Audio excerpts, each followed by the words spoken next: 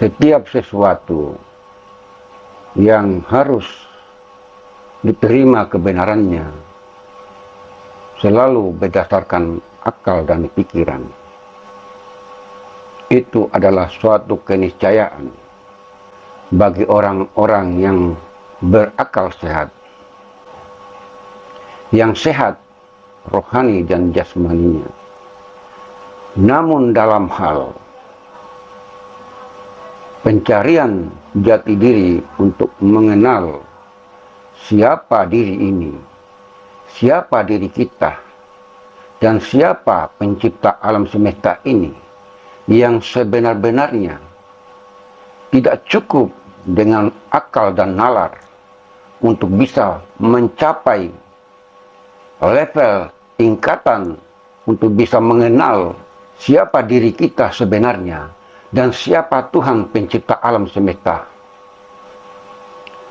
Memang setiap yang terjadi di muka bumi ini, atau setiap sesuatu yang kita lihat, yang kita dengar, itu selalu kita mengukur dengan logika akal sehat kita. Apakah benar atau tidak? Namun dalam hal pencarian jati diri yang sesungguhnya tidak cukup menggunakan logika dan nalar, termasuk cara-cara lain yang dipakai seperti melalui kajian dan teori untuk bisa menuju ke sana, dalam artian untuk bisa menuju kepada tingkatan pengenalan diri itu.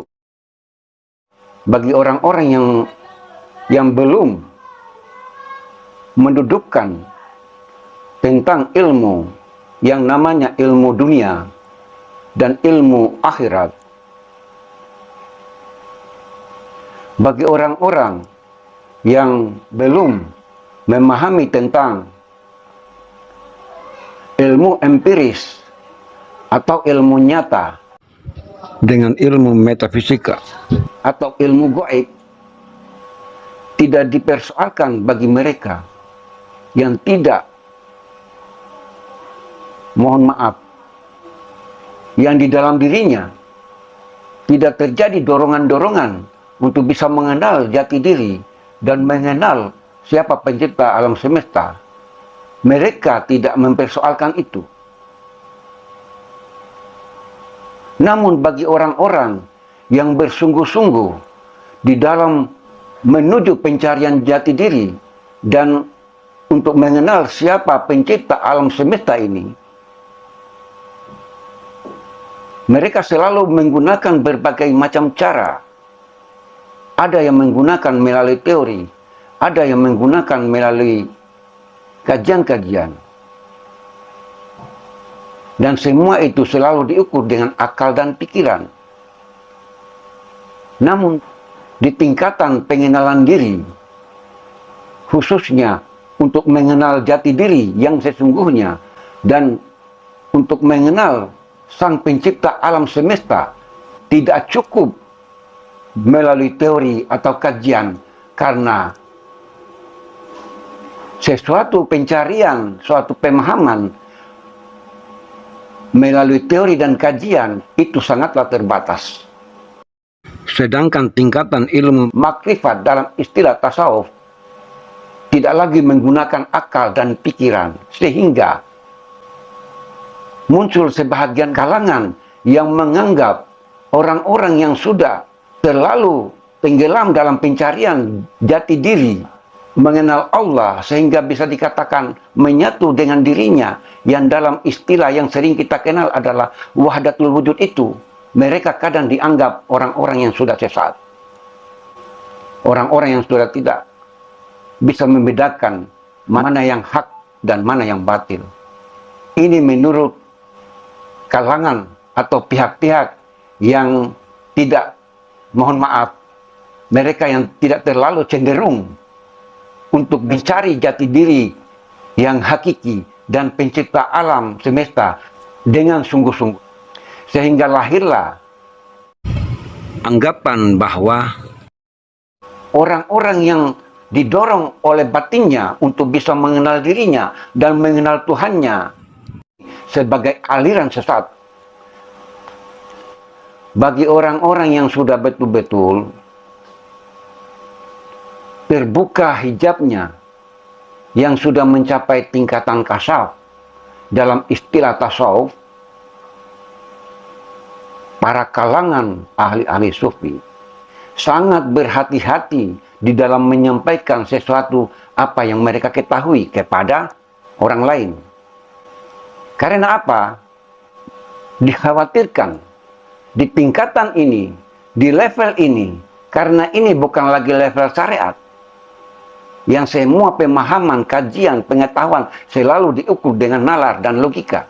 Ini kajian yang sudah disebut dengan kajian tingkat tinggi, yaitu tingkatan ma'rifatullah, di mana tingkatan ini adalah tingkatan yang sudah tidak terjangkau oleh akal, dan bisa jadi di tingkatan ini tidak siap secara mental, dalam arti unsur-unsur duniawi dan keinginan duniawinya masih terlalu kuat mendorong dirinya agar mengejar duniawi, maka di level ini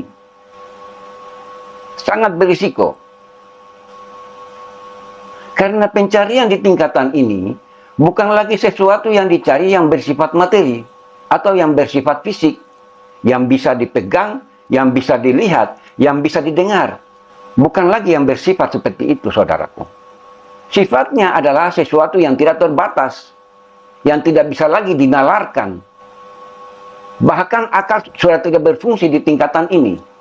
Untuk pencarian jati diri yang sesungguhnya, untuk mengenal diri dan mengenal Tuhan sebagai pencipta alam semesta, carilah guru pembimbing yang disebut dengan mursyid. Karena ini sangat berisiko, saudaraku. Makanya kita masih bisa mengenal sesuatu yang di sekitar kita. Karena kita punya panca indera ini masih normal. Artinya akal dan hati itu masih sejalan. Masih sama-sama bekerja untuk bisa mengindrakan sesuatu yang kita lihat dan yang kita pegang maupun yang kita rasa. Sedangkan di tingkatan ini, kemampuan akal sebagai mesin pencari di dalam mencari sesuatu yang sangat rumit di dalam diri manusia itu sudah tidak bisa lagi berfungsi. Artinya, bila akal ini yang dipakai untuk mencari jati diri, untuk bisa mengenal diri sehingga bisa mengenal Allah, Tuhan semesta alam itu, akal tidak bisa apa-apa, saudaraku. Karena akal ini, dia adalah bagian daripada makhluk sebagai ciptaan.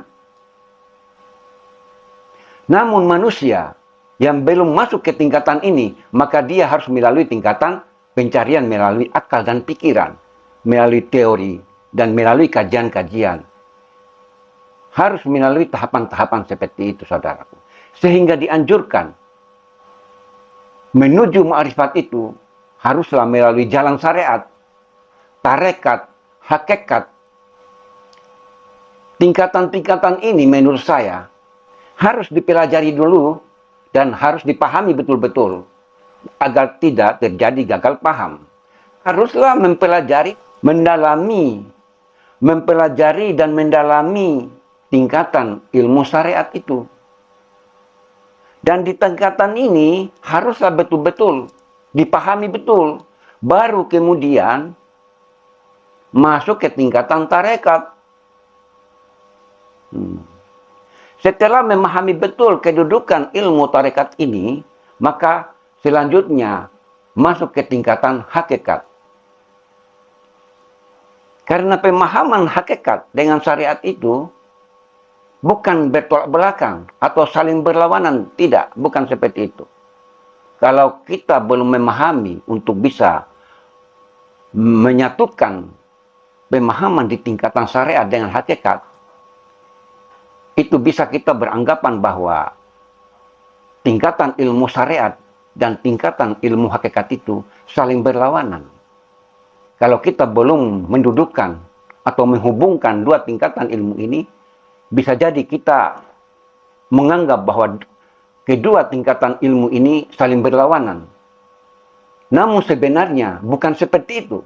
Kalau kita sudah betul-betul memahami tingkatan-tingkatan ilmu ini, khususnya ilmu tasawuf, seperti yang saya katakan tadi, itu tahapan-tahapannya, tidak serta-merta tentang tingkatan-tingkatan ilmu tasawuf.